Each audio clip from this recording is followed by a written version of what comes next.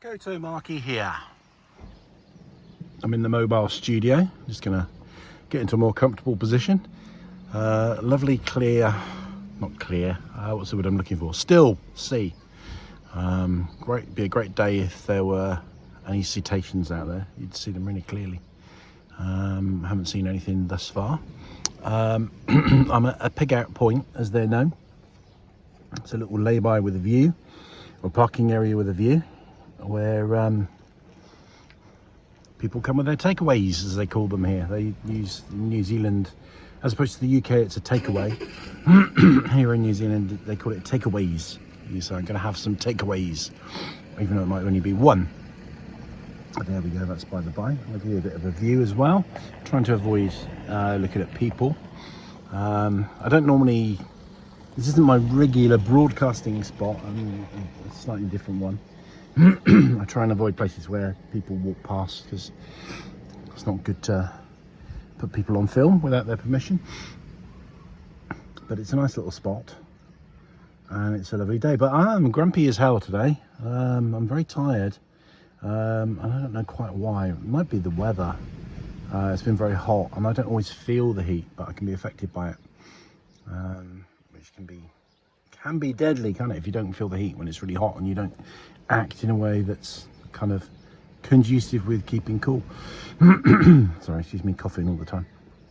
That's because I've just eaten. I have this kind of cough when I've just eaten. So yeah, so I'm grumpy as hell. I've had a funny sort of day, mixed really. I've been kind of quite successful in some ways, and I had a lot of hold-ups in others. And I thought I would use my bad mood for good, because it's always good. I always think that, you know, use your if you're in a bad mood, if you're in a bit of a funk, if you've got the hump.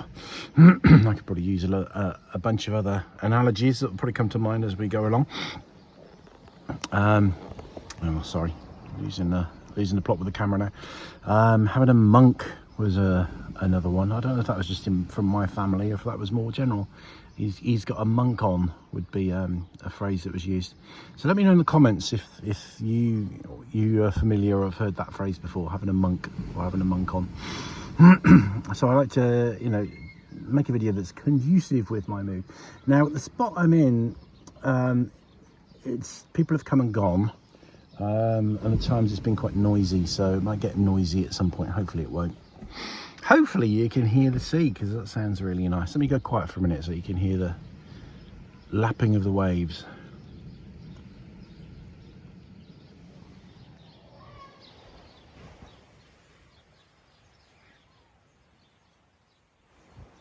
You hear that? Yeah, it's hard to sustain a bad mood when you're subjected to that sound. It is very calming, isn't it? So I thought I would talk about something that really annoys me, and you know, I find really galling, and I've been meaning to talk about this for a while. Really, it's a simple thing, but it's a really bad thing. And it's so on our website, which is the Retract website, retract.com, and I'll put a link to that in the description box below. It's got a retroactive jealousy questionnaire, and it's free. All you do is you just complete a bunch of questions online. Generally speaking, it's yes or no, but there's space within the box to write as much or as little as you want. So you can go into a lot of detail if you want to. But you know, yes or no, or kind of, I think it's true or false, or partly true, I think are the main kind of options on there. And we respond to them. In fact, I respond to those in person. Now, we don't give you a diagnosis. It's not a diagnosis of retroactive jealousy. Technically, nobody can give you a diagnosis for retroactive jealousy, because it's not formally recognised by the psychiatric establishment or medical establishment as a diagnosis. And I'm not qualified to diagnose. So I'm a UK trained psychotherapist. We're not trained to diagnose. Different professions and different jurisdictions have different rules. So I believe in America you can be you can train as, I think they call it a mental health counsellor, and you can diagnose. It's quite a handy little qualification to have, actually. If I was Well, if I was in America, that's probably what I would have done. So it's not diagnostic, but what it will do is we will feed back to you whether your symptoms and your experiences are consistent with what we know about retroactive jealousy. Now, I just spotted something. I always do this in these videos. I get distracted by wildlife, and there are fish jumping, and it's catching the light and skimming the surface. So I'm going to re-angle the camera to where they were and give you a bit of a zoom. Why won't it zoom? Oh, come on, zoom. That's it. And if they do it again, you'll see it. A bit more uncomfortable to hold the camera, so I'm probably going to wobble a bit more than I normally do. So what does it do? It doesn't give you a diagnosis, but it tells you whether your symptoms are consistent with what we understand to be retroactive jealousy. And if you want to know how we come to that conclusion, there's a video that we've done. It's a two-parter on the symptoms of retroactive jealousy, and there are some classic symptoms. So we've done. This is based on clinical work. This is based on talking to people online who acknowledge that they suffer with retroactive jealousy. And it would be very easy to actually develop diagnostic criteria for retroactive jealousy. They're very clear. When it is retroactive jealousy, when it's something similar but not retroactive jealousy. The difficult bit would be, I have to move aching, causing the aches. Maybe the fish have moved anyway. There's enough information to, there's a clarity there. There are so many people that conform to these key areas, so it would be very easy to outline a diagnosis. The difficult bit would be to do all the research, the academically rigorous research to prove that. And you'd have to have quite a large group of people. You'd have to have a control group. You have to go through the approval from an ethics committee, all those things, to do proper kind of academic research, which I say it's not huge. It's not kind of impossible, but really would need to be done by somebody that's in academia, which I'm not. So it's a piece of work that would need to be done, basically, and it's not difficult, but it would involve, doing the research with as many people as possible. That's the difficult bit, is finding the people, really. So it's not a diagnosis, but it's an indication of whether you conform with what are recognised to be the generally accepted criteria for retroactive jealousy. And it's not just me that's come up with this stuff. A lot of this is based on people like Zachary Stockhill, who has done a lot of work in this area. He's not an academic either. When I say I'm not an academic, I'm a professional. I'm qualified, but I'm not a professor. I'm not in a university. I'm not doing a PhD. I'm not engaged with the academic establishment at this moment in time. So that's what I mean by not an academic. So, but it's useful, and I think it's very valid, and it's the best that we've got. So if you think, oh, I don't know if I've got retroactive jealousy, I think I've got some issues around this area, but I'm not sure if it is, then if you fill in our questionnaire on the website, I will give you some feedback around that. And I won't be, what's the word? It will be a little bit tentative, mainly based on the fact that also it's just a questionnaire. It's, it's not based on having met you several times and worked with you or that kind of thing. But it's often a starting point for people getting well, because often it's after doing the questionnaire and getting the feedback that people engage in therapy that we provide. And if they don't engage in the therapy that we provide, they engage in some of the other services that we provide. There's a plane going overhead now. So they're really important. So the kind of feedback I give really is, it's fairly brief usually. I don't go into a lot of detail unless unless people put a lot of comment in the narrative boxes. You know, sometimes people do. Sometimes people just say yes, no, yes, no. I will say generally that, you know, you have symptoms consistent with our understanding of what retroactive jealousy is. If you don't, I'll say, you know, you have some symptoms consistent with retroactive jealousy, but it's atypical, which might mean that it's not retroactive jealousy, that it might mean that it is retroactive jealousy, but it's maybe in the early stages, or it might be retroactive jealousy reflecting the fact that you've already done some work on it and you've had some reduction of symptoms. And I will kind of indicate which subtype it is, which generally speaking, there's a video on this. There's the male subtype, female subtype, and the combined. Excuse me. See, if I could edit, I could edit out all these annoying coughs, couldn't I? So, dear, oh dear. So, and there are other ways of categorizing retroactive jealousy that I've come up with, and one is there's the comparative subtype and the non-comparative subtype. So it could be broken down in different ways as well. So if that's obvious and indicated in the questionnaire, I'll share that with you. So generally speaking, I'll say, yeah, it seems broadly consistent with, you know, retroactive jealousy symptoms. You know, or it doesn't, or it's kind of there's some elements of RJ in there, but it's not typical, and there could be a whole bunch of reasons for that. And obviously, when people fill in that questionnaire, they get a response by email. And if people want more feedback than I've delivered, they're very welcome to reply to the email and say a bit more. And I'll try and, you know, give some helpful indications. But you have to take it for what it is.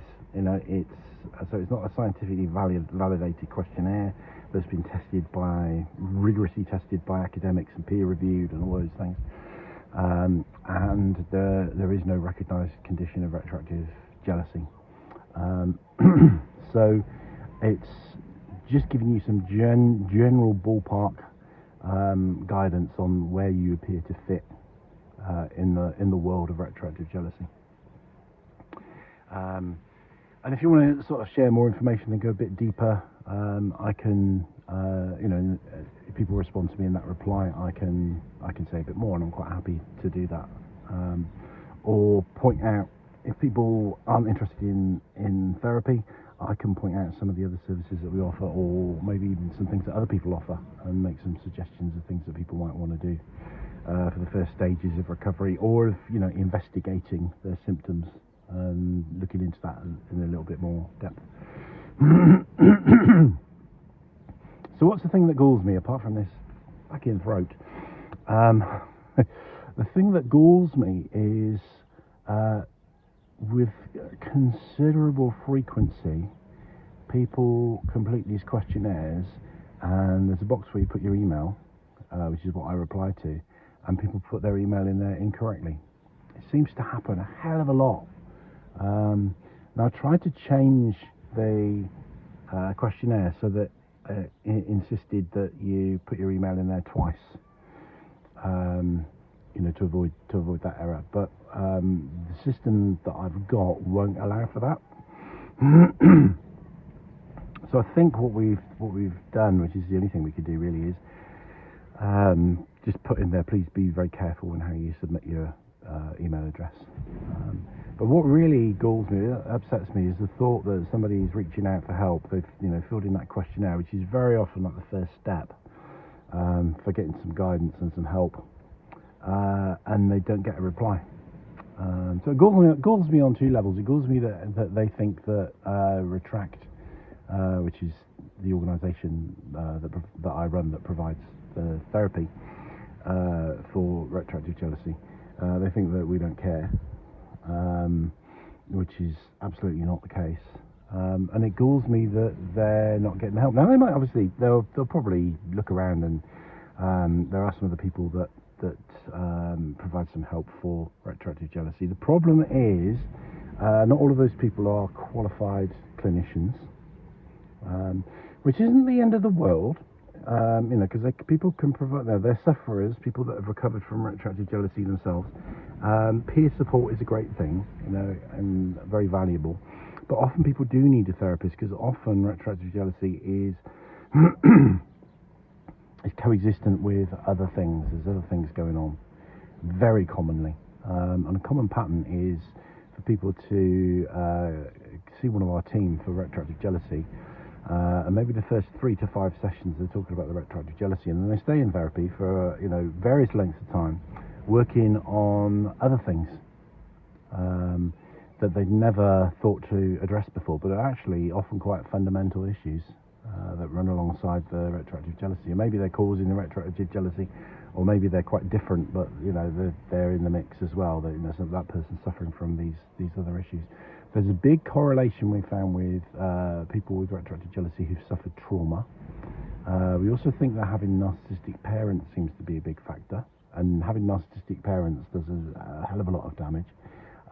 And disordered attachment. If you want to know what that's all about, check out my video on attachment styles. But kind of, you know, if you've got a narcissistic parent, you are going to have disordered attachment, really. It goes with the territory. And there's a few other things as well that seem to correlate. And people often end up in therapy addressing these things, which improves their relationships, improves their well-being, really, just their sense of self, sense of peace of mind, reduces anxiety, reduces depression, all those kind of things. So filling in that questionnaire is the first step often to a lot of things. And just going back to, well, if people don't you know, wonder why they haven't had a response to our questionnaire. I think as well, a lot of people think that the questionnaire is kind of an automated thing. And it's going to crunch the numbers and give you an immediate response. They don't realise that they're getting a personal response. So maybe they're not too cautious about completing their email. Perhaps they don't even want to put their email address in there, because they think, well, you know, I want to be anonymous, which is fine, you know. And we don't ask for people's names.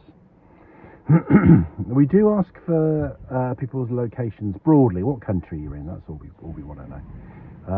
People coming past, so I'm lifting up the camera. Sorry if it's making you seasick.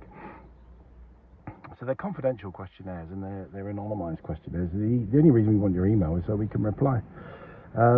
So there are other people, but some are better than others, and some claim to be therapists but have quite Mickey Mouse qualifications, which I am dubious about. And I think when it comes to working with things like trauma, you have to know what you're doing. And maybe these people aren't going to work on your trauma. Maybe they're not going to touch that. But, you know, people with retroactive jealousy often they're suicidal, and often they do need something more than peer support. They need a good therapist, not just any old therapist, but a good therapist. That's why I'm really pleased with my team, because they're seasoned. Doesn't mean they're covered in salt and pepper. It means they've all of us have been in the counselling or psychotherapy field for a long time. Worked with lots of different people, got a very broad experience and lots of knowledge.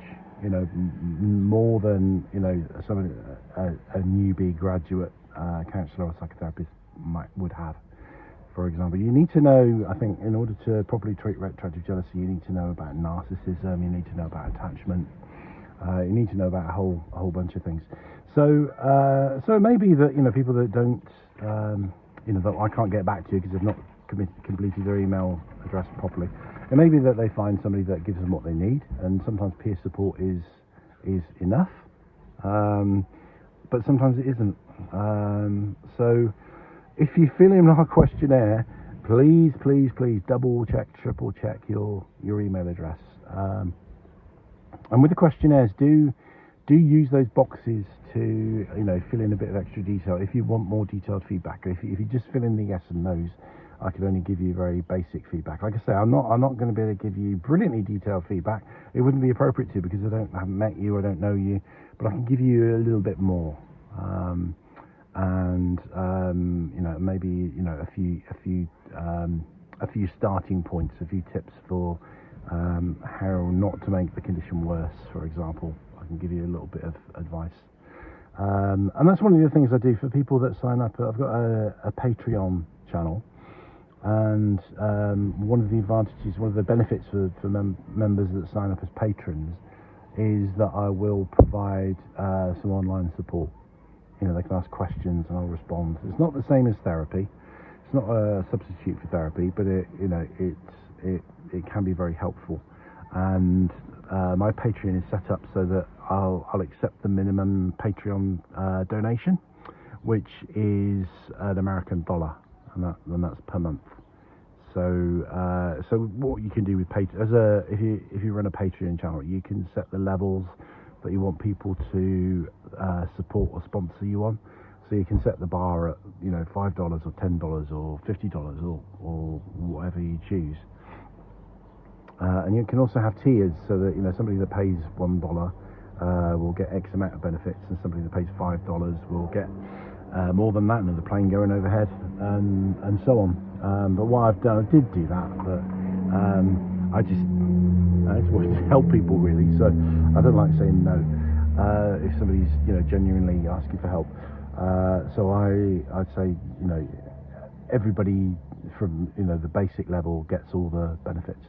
And while we're talking about that, it's not what the video's about, but it's good to talk about this from time to time. I don't really do sort of much of a sales job with any of the things that I provide, but the other advantage is that there's a bunch of free YouTube videos on retroactive jealousy. I think 187, if I believe, or this one will make it 188, wouldn't it?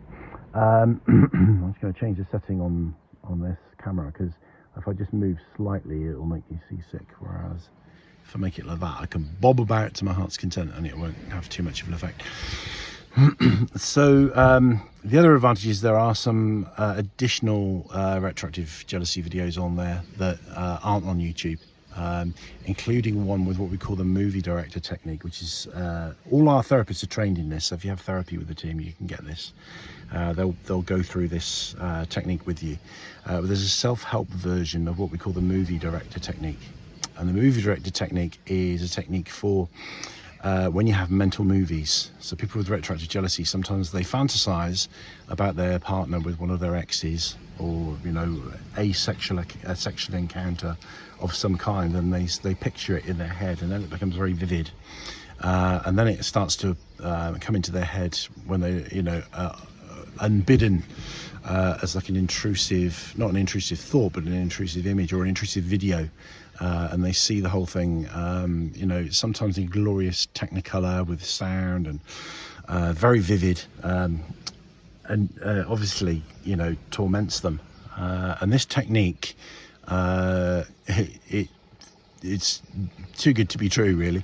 Normally if things sound too good to be true, they aren't, but this technique usually works in just one session, sometimes a second one, but I don't think I've ever known, I can't think of anyone who's actually had a second session of this.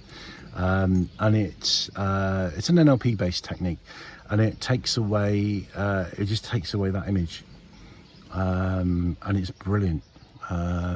Everybody that knows about it loves it.